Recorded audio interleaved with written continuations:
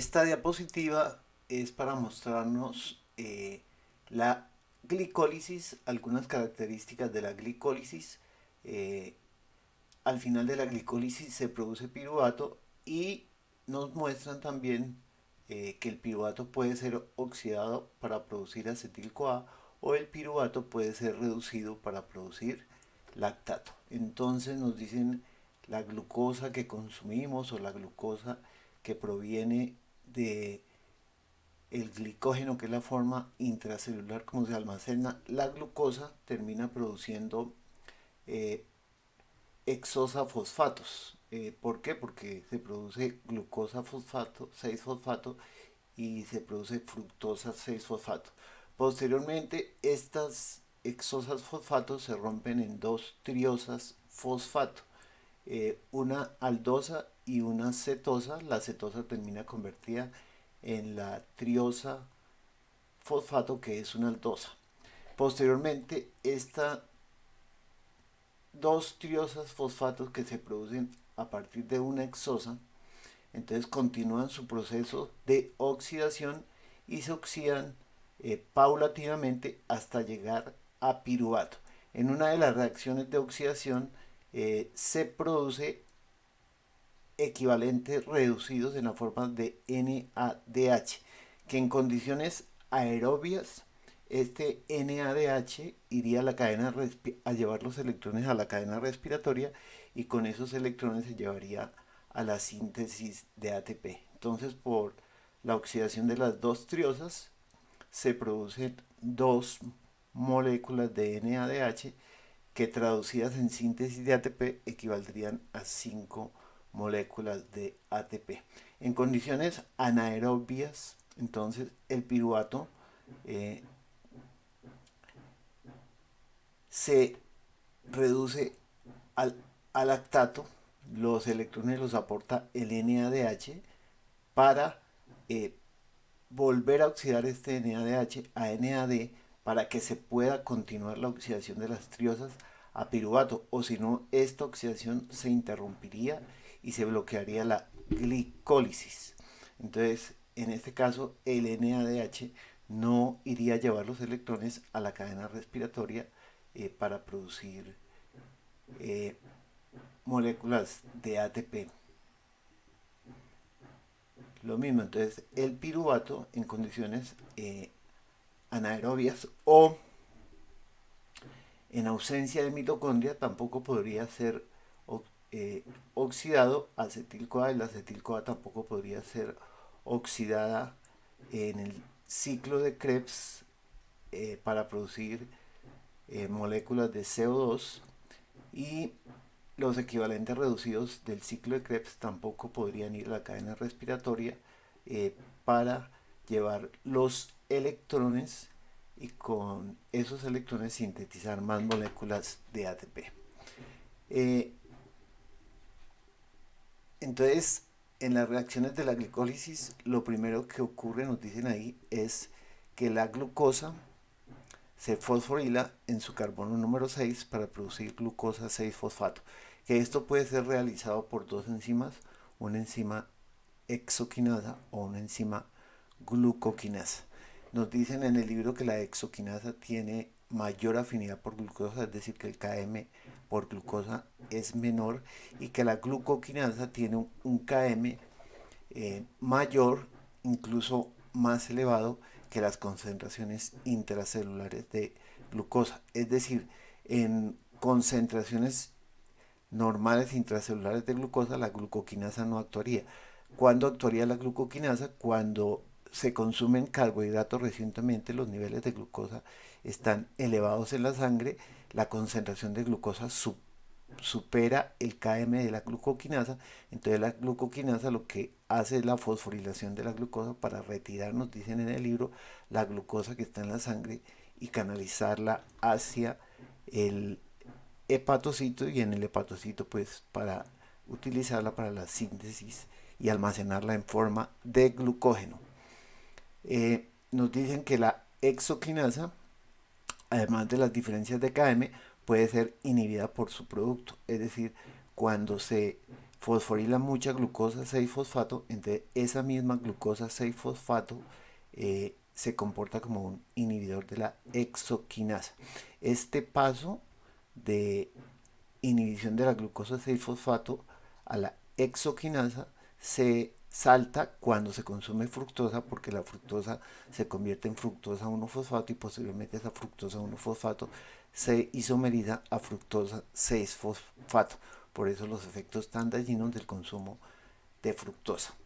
Nos dicen también que en las células beta del páncreas, entonces también hay glucoquinasa. Entonces cuando hay elevados niveles de glucosa en sangre, entran por los transportadores a la célula beta pancreática. Allí la glucoquinasa no lo convierte en glucosa 6-fosfato y continúa su oxidación. En la glicólisis se producen moléculas de ATP. Este aumento en la producción de ATP hace que se cierren canales de potasio. El cierre de los canales de potasio nos producen una despolarización de la membrana, dicen en el libro, y esa despolarización de la membrana hace que se abran canales de calcio. La entrada de calcio del sitio de mayor concentración extracelular al sitio de menor concentración intracelular dispara que vesículas que están almacenando la insulina en la célula beta del páncreas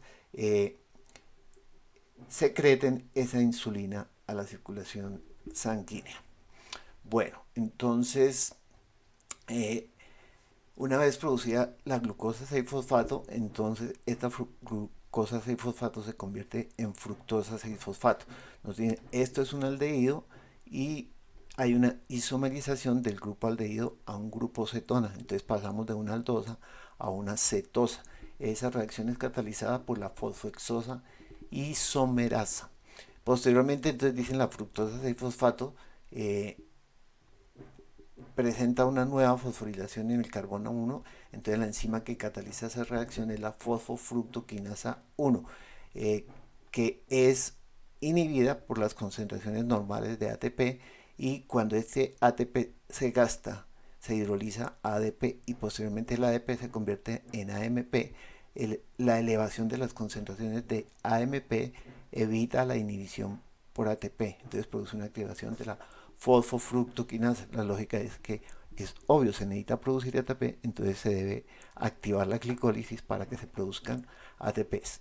Entonces, de esta reacción de la fosfofructoquinasa 1 se produce la fructosa 1,6-bifosfato. Posteriormente, por acción de una aldolasa, se rompe esta fructosa 1,6-bifosfato en una triosa que es una cetosa, la dihidroxiacetona fosfato, y gliceraldehído 3-fosfato, que es una aldosa. La cetosa se convierte en la aldosa por una triosa fosfato isomerasa. Posteriormente, este gliceraldehído 3-fosfato, dos moléculas de gliceraldehído 3-fosfato por cada glucosa, entonces aquí se duplican los productos.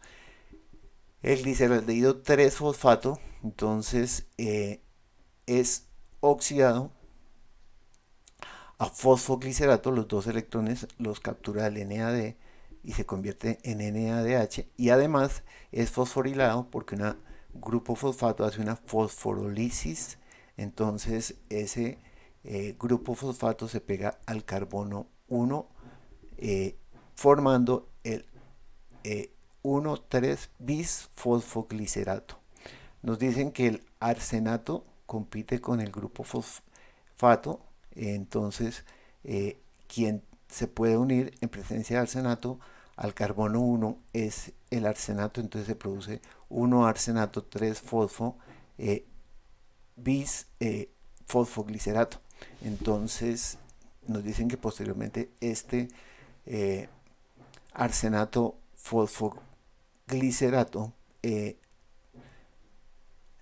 espontáneamente pierde el arsenato y se convierte en 3-fosfoglicerato. Entonces en ese paso se perdería esta producción directa de ATP en la reacción en la cual el bisfosfoglicerato se convierte en 3-fosfoglicerato. Entonces se perdería esta producción de ATP en presencia de arsenato. Entonces, esa transformación de gliceraldehído 3-fosfato en bisfosfoglicerato es catalizado por la enzima gliceraldehído 3-fosfato deshidrogenasa. Una vez se produce el bisfosfoglicerato por acción de la bisfosfoglicerato quinasa, entonces hay una fosforilación del ADP para convertirse en ATP. Entonces hay una producción directa de ATP. Aquí realmente por cada glucosa no se produce un ATP, sino por cada glucosa, como se produjeron dos bisfosfogliceratos, entonces se producen dos moléculas de ATP. Posteriormente, el 3-fosfoglicerato, por acción de una fosfoglicerato mutasa, se convierte en 2-fosfoglicerato. Es una eh, isomerización. Nos dicen que se puede formar, podría existir un intermediario 2,3-bisfosfoglicerato en la transformación del 3-fosfoglicerato a 2-fosfoglicerato. Posteriormente, en una reacción catalizada por una enolasa, entonces eh, hay una salida de una molécula de agua, sale este OH y este H y se forma un doble enlace aquí, formándose el fosfenol piruvato. Entonces hay una deshidratación. Nos dicen que esta reacción catalizada por la enolasa puede ser inhibida por fluoruros y por eso las muestras de sangre, cuando se quiere determinar la glucosa para que no se gaste, para inhibir la glicólisis, entonces los tubos llevan fluoruros para inhibir la glicólisis y no se gaste la glucosa y se esté determinando una concentración más baja de glucosa. Finalmente nos dicen el fosfenol piruvato entonces se nos convierte en piruvato en una reacción catalizada por la piruvato quinasa. También es una reacción de fosforilación directa del ADP para producir ATP. Entonces aquí nuevamente, como por cada glucosa se produjeron dos triosas, entonces aquí se producen dos fosfonilpiruvatos que se convierten en dos piruvatos. Entonces aquí en esta reacción se producen dos moléculas de ATP. Nos dicen que esta reacción es irreversible en parte por el delta G demasiado negativo. Entonces para que fuera reversible se requeriría muchísima energía. Y la otra razón que nos dicen es que probablemente entonces el producto de la reacción es el enol piruvato y el enol piruvato, enol, entonces doble enlace y un grupo hidroxilo, entonces este enol piruvato se isomeriza rápidamente al piruvato y eso contribuye también a que la reacción sea irreversible. Finalmente aquí nos están mostrando en detalle la reacción de la catalizada por la gliceraldehído 3-fosfato deshidrogenasa. Nos dicen que es un homotetrámero que cada una de sus subunidades tiene grupos sulfidilo, grupos tiol, grupos SH. Entonces nos dicen que la enzima que tiene un NAD, es decir, la forma oxidada, pegada a la enzima, entonces reacciona con el gliceraldehído 3-fosfato, entonces el gliceraldehído 3-fosfato se pega eh, al grupo sulfirilo para formar un hemi-tio-hemiacetal. Posteriormente entonces nos dicen hay una oxidación, entonces aquí hay una oxidación para formar un tioéster. Este sería un tioéster, entonces los dos electrones que salen en este proceso de oxidación para convertir este alcohol en este grupo ceto son capturados por el NAD convirtiéndose en NADH. Aquí posteriormente entonces, entra una otra molécula de NAD oxidado y sale la molécula de NADH reducido. Entonces queda la enzima pegada con el compuesto oxidado y con una molécula de NAD oxidado. Posteriormente nos dicen hay una fosforolisis, un grupo fosfato hace un ataque nucleofílico y se pega al carbono 1 formándose el 1,3-bisfosfoglicerato. Finalmente, entonces en esta tabla nos están mostrando que en la glicólisis, en la reacción de la gliceraldehído 3-fosfato de deshidrogenasa, se producen dos moléculas de NADH, las cuales van a la cadena respiratoria y la fosforilación oxidativa y sirven para producir 5 moléculas de ATP. La fosfogliceratoquinasa, esta reacción, entonces nos produce 2 ATPs directamente. La piruvatoquinasa también nos produce 2 ATP directamente, es decir, en la glicólisis hay una producción bruta de 9 moléculas de ATP. Como se gastan 2 ATPs aquí fosforilando la glucosa, glucosa 6-fosfato y fosforilando la fructosa la fructosa 6-fosfato a fructosa 1,6 bisfosfato, entonces se consumen 2, entonces la producción neta de ATP sería 7. En el ciclo de Krebs, entonces aquí realmente la enzima piruvato deshidrogenasa, que se explica más adelante, no estaría incluida en el ciclo de Krebs, sería una reacción previa, sería la reacción que nos convierte el piruvato en acetil-CoA, y ya después si esa acetil-CoA se oxida en el ciclo de Krebs. Entonces las reacciones del ciclo de Krebs son de la isocitrato deshidrogenasa en adelante. La piruvato deshidrogenasa, entonces en la transformación del piruvato a acetil-CoA, entonces nos produce 2 NADHs, esos se utilizan para en la cadena respiratoria y fosforilación oxidativa para producir 5 moléculas de ATP. La isocitrato de deshidrogenasa, la alfa-cetoglutarato de deshidrogenasa y la malato de deshidrogenasa nos producen otras, cada una, 2 moléculas de NADH.